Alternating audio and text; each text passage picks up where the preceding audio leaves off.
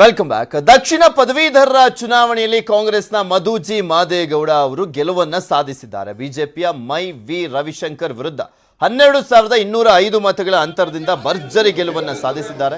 ವಿಶೇಷ ಅಂದ್ರೆ ಈ ಕ್ಷೇತ್ರದಲ್ಲಿ ಇದೇ ಮೊದಲ ಬಾರಿಗೆ ಕಾಂಗ್ರೆಸ್ ಗೆದ್ದಿರುವಂತದ್ದು. ಕಾಂಗ್ರೆಸ್ ಗೆಲುವಿನ ಹಿನ್ನೆಲೆಯಲ್ಲಿ ಮಂಡ್ಯದ ಭಾರತೀನಗರದಲ್ಲಿ ಕಾಂಗ್ರೆಸ್ ಕಾರ್ಯಕರ್ತರು ಪಟಾಕಿಯನ್ನ ಸಿಡಿಸಿ ಸಿಹಿಯನ್ನ ಹಂಚಿ ಸಂಭ್ರಮಿಸಿದರು. ಗೆಲುವಿನ ಬಳಿಕ ಮಾತನಾಡಿದಂತ ಮಧು ಜಿ ಮಾದೇಗೌಡ ಈ ಗೆಲುವನ್ನ ತಮ್ಮ ತಂದೆಗೆ ಅರ್ಪಿಸಿದ್ದಾರೆ. ಪದವೀಧರರು ನನ್ನನ್ನ ಬೆಂಬಲಿಸಿದ್ದು ಖುಷಿ ತಂದಿದೆ ಅಂತ ಹೇಳಿದ್ರು.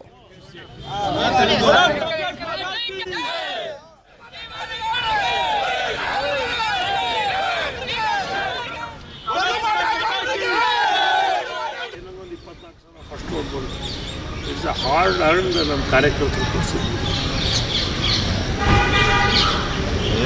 ಹೋಪ್ ಇಲ್ವಾ ಸರ್? ಕಷ್ಟ ಇದೆ, ಹೋಪ್ ಇಲ್ಲ ಅಂದರೆ ಏನು ಕೊಲೆ ನೋಡಿ ಸರ್. 6,000 ಟ್ರೈನಿಂಗ್ ಇದೆ, 20,000 ಹೌದು.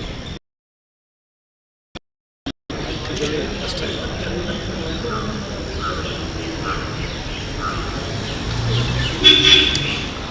ಹೌದು, ಇಷ್ಟೊಂದು ನಮಗೆ ಒಂಥರ ಇದಾಗ. ದಕ್ಷಿಣ ಪದವೀಧರ ಕ್ಷೇತ್ರದ ಚುನಾವಣೆಯ ಫಲಿತಾಂಶ ಈಗ ಕೆಲವೇ ಕ್ಷಣಗಳಲ್ಲಿ ಹೊರಬೀಳಲಿದೆ. ಆದರೆ ಈ ಒಂದು ಹಂತದಲ್ಲಿ ಕಾಂಗ್ರೆಸ್ನ ಅಭ್ಯರ್ಥಿಯಾಗಿರುವಂತಹ ಮಧು ಮಾದೇಗೌಡರು ಈಗ ಲೀಡನ್ನು ತಗೊಂಡು ಮುಂದೋಗ್ತಾ ಇರುವಂಥದ್ದು.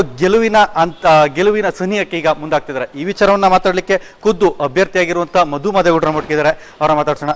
ಸರ್, ಮೊದಲನೇದಾಗಿ ಈಗ ಕಾಂಗ್ರೆಸ್ ಈ ಒಂದು ದಕ್ಷಿಣ ಪದವೀಧರ ಕ್ಷೇತ್ರದಲ್ಲಿ ಎಂದೂ ಕೂಡ ಗೆಲುವನ್ನು ಕಂಡಿಲ್ಲ. ಆದರೆ ಮೊದಲ ಬಾರಿಗೆ ಗೆಲುವಿನ ಸನಿಹಕ್ಕೆ ಬರ್ತಾ ಇದ್ದೀರಾ. ಗೆಲುವು ತುಂಬ ಹತ್ತಿರ ಆಗ್ತಿದೆ. ಏನು ಹೇಳ್ತೀರಾ ಸರ್ ಇದಕ್ಕೆ? ನಮ್ಮ ನಾಯಕರಾದ ಸಿದ್ದರಾಮಯ್ಯನವರು ಮತ್ತು ಡಿ ಕೆ ಶಿವಕುಮಾರ್ ಅವರು ಕೊಟ್ಟಂಥ ಒಂದು ಜವಾಬ್ದಾರಿಯನ್ನು ನಾನು ಜವಾಬ್ದಾರಿಯುತವಾಗಿ ನಿರ್ವಹಿಸಿದ್ದೇನೆ. ನನಗೆ ತುಂಬ ಖುಷಿ ಕೊಟ್ಟಿದೆ.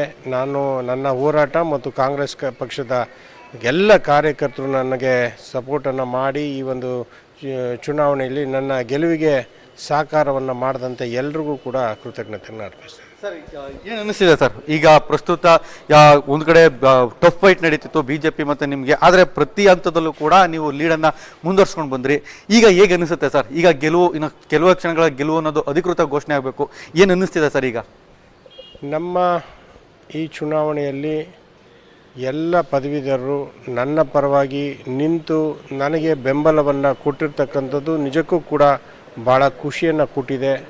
ಎಲ್ಲರೂ ಕೂಡ ಪ್ರಾಮಾಣಿಕವಾಗಿ ಎಲ್ಲರೂ ಕೂಡ ಚೆನ್ನಾಗಿ ನನ್ನ ಒಂದು ಹೋರಾಟದಲ್ಲಿ ಬೆಂಬಲವನ್ನು ಕೊಟ್ಟಿರ್ತಕ್ಕಂಥದ್ದು ತುಂಬ ಖುಷಿಯನ್ನು ಕೊಟ್ಟಿದೆ. ಸರ್, ಈಗ ಈ ಒಂದು ದಕ್ಷಿಣ ಪದವೀಧರ ಕ್ಷೇತ್ರವನ್ನು ನೋಡೋದಾದ್ರೆ ಇದುವರೆಗೂ ಕೂಡ ಬಿಜೆಪಿ ಮತ್ತು JDSನ ಭದ್ರಕೋಟೆ ಅಂತ ಒಂದು ಬಿಂಬಿತವಾಗಿತ್ತು. ಈಗ ಅದನ್ನ ಛೇದಿಸಿ ಈಗ ಮುಂದುವರಿಸ್ತಿದ್ದೀರಾ. ಈ ಗೆಲುವಿನ ಈ ಒಂದು ಅಂತರ ಗೆಲುವು ಅನ್ನೋದೇನಿದೆ, ಇದು ನಿರೀಕ್ಷೆ ಇತ್ತಾ ನಿಮಗೆ? ನಾನು ಚುನಾವಣೆ ಕೆಲಸವನ್ನು ಪ್ರಾರಂಭ ಮಾಡಿದಾಗಲೇ ನನಗೆ ಗೆಲುವು ಸಿಗ್ತದೆ ಅನ್ನೋ ನಂಬಿಕೆಯಿಂದನೇ ನಾನು ಈ ಚುನಾವಣೆಗೆ ಹೊರಟಿದ್ದೀನಿ. ನನ್ನ ಜೊತೆಯಲ್ಲಿ ನಮ್ಮ ಎಲ್ಲರೂ ಕೂಡ ನನ್ನ ಸಂಘಟಕರು, ನಮ್ಮ ಸಂಸ್ಥೆಯ ಸಿಬ್ಬಂದಿ ವರ್ಗದವರು ಎಲ್ಲರೂ ಕೂಡ ಜೊತೆಯಲ್ಲಿ ಕೆಲಸವನ್ನು ಮಾಡಿದ್ರು. ನಂತರ ದಿನಗಳಲ್ಲಿ ಕಾಂಗ್ರೆಸ್ಸಿನ ಪಕ್ಷದ ಕಾರ್ಯಕರ್ತರು ಕೂಡ ನನ್ನ ಜೊತೆಯಲ್ಲಿ ಯಾವ ಒಡಕೂ ಇಲ್ಲದೆ ಮಾಡಿದಂಥ ಕೆಲಸ ನನಗೆ ನಂಬಿಕೆಯನ್ನು ಹುಟ್ಟಿಸಿದೆ. ಸರ್, ಈಗ ಈ ಒಂದು ಅಂತರ ಗೆಲುವಿನ ಒಂದು ಏನು ಸನಿಹ ಇದೆ, ಇದಕ್ಕೆ ಒಂದು ಎಕ್ಸ್ಪೆಕ್ಟರ್ ಅನ್ನೋದು ಏನು ಬಂತು ಸರ್? ಇಲ್ಲಿ ಈ ಎಕ್ಸ್ಪೆಕ್ಟರ್ ಅನ್ನೋದು ಯಾವುದೇ ಆಗಿದೆ? ನನ್ನ ಗೆಲುವಿನ ಎಕ್ಸ್ಪೆಕ್ಟರ್ ನಮ್ಮ ತಂದೆಯವರಾದ ಜಿ ಮಾದೇಗೌಡರು ಮತ್ತು ಕಾಂಗ್ರೆಸ್ಸಿನ ಎಲ್ಲ ಕಾರ್ಯಕರ್ತರು. ಇಷ್ಟು ಅಭ್ಯರ್ಥಿಯಾಗಿರುವಂಥ ಮಧು ಮಾದೇಗೌಡರ ಮಾತಾಗಿರುವಂಥದ್ದು. ನನ್ನ ಒಂದು ಈ ಒಂದು ಗೆಲುವಿಗೆ ಮೂಲ ಕಾರಣ ಏನಿದೆ ಅದು ನನ್ನ ತಂದೆಯವರ ವರ್ಚಸ್ಸು ಮತ್ತು ಪಕ್ಷದ ಒಂದು ಕಾರ್ಯಕರ್ತರ ಒಂದು ಶ್ರಮ ಅನ್ನೋದು ಅವರ ಮಾತಾಗಿರುವಂಥದ್ದು. ವರದಿಯೊಂದಿಗೆ ದಿವ್ಯಶ್ರೀ, ನ್ಯೂಸ್ 18 ಕನ್ನಡ, ಮೈಸೂರು.